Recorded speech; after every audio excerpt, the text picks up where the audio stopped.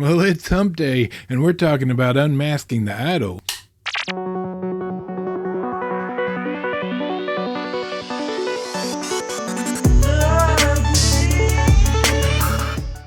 Happy Hump Day. That's right, the week is half over, and I'm excited for it. I'm ready for the weekend. How's your week going? Good, I hope. Ours is great. Can't complain. I wanted to say a quick thanks to Harrison over at Static Tape Video. I just received my mail, and I'm excited to watch Stone Cold. I haven't seen this since it came out back in 1991. I got it quick and in perfect shape.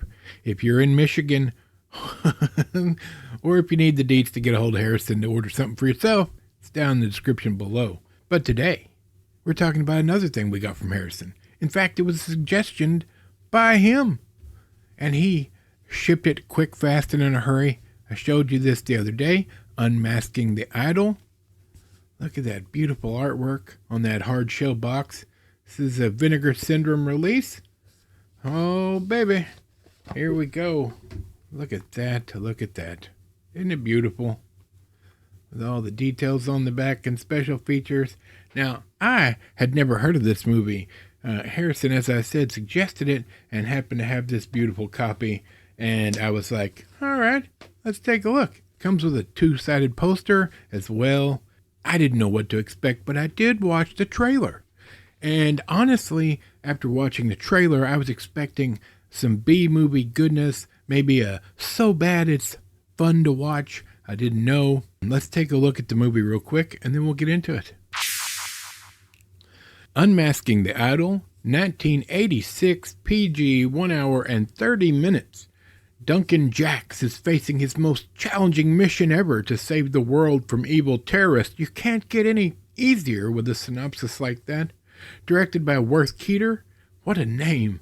Written by Phil Behrens, Robert P. Eaton, starring Ian Hunter, C.K. Bibby, Bud Browning, many, many more. Let's get into it.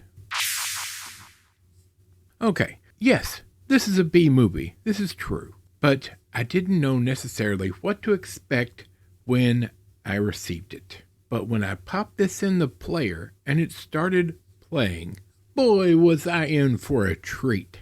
I've got to be honest, I enjoyed it so much, I want to see the sequel.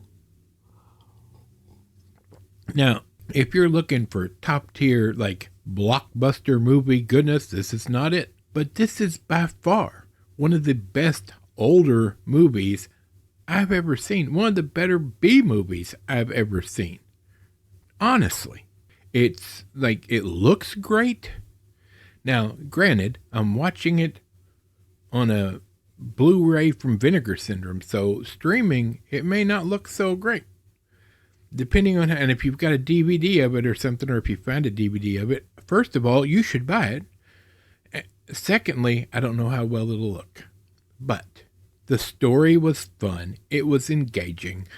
It looks great. It looks solid. Does it have a bit of bad acting in it? In a couple places? Sure. Does it steal from a bunch of things? Yes, this is 007. This is all sorts of stuff, right? This is about a group, like a corporation of ninjas. And just a quick note from our friends over at Blackout Coffee Company. Make sure you head over and give them a try. Links in the description. And the main one is played by Ian Hunter. His name is Duncan Jacks. Duncan Jacks, right? And he has a pet monkey. I didn't see that one coming, but the monkey steals the show. Right? Now, halfway through this, I knew who the bad guy was, who is masked for the whole thing until the end.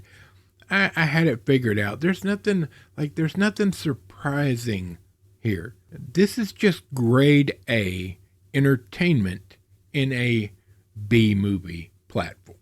All right? The story is great. It doesn't make much sense in some places. There's literally a hot air balloon scene with a truck, a pickup truck. The fight scenes are fun. It's delightful. It's great. It's 80s goodness. At an hour and 30 minutes, you can't go wrong as well. And I would even go so far as to say this is quite family friendly. Yes, there's some killing scenes, but there's very little blood. There's very little actual gore. Maybe a couple of bad words here and there, but I don't remember them. I don't remember it being enough that it was off-putting. There's no nudity. There is a implied sex scene, like after the fact. They're laying in bed and you see they're from the shoulders up and they're drinking champagne out of fluted glasses, and having a conversation, but it doesn't show anything else. So funny enough, for an 80s movie, especially after we talked about Amazon Women on the Moon the other day, which came out a couple years after this, it was an 80s movie too, but it was made in 86. It didn't come out till 88. Amazon Women on the Moon, I mean. And with all the nudity that had in it, like you could think this might have nudity in it, and you'd be right for thinking that. It doesn't. It's literally just an action movie with no nudity, very little language, very little blood and guts. Your whole family could watch this and enjoy it. I was thoroughly with the movie the whole time. At no point was I like, I need to take a nap, or, oh my goodness, get it over with.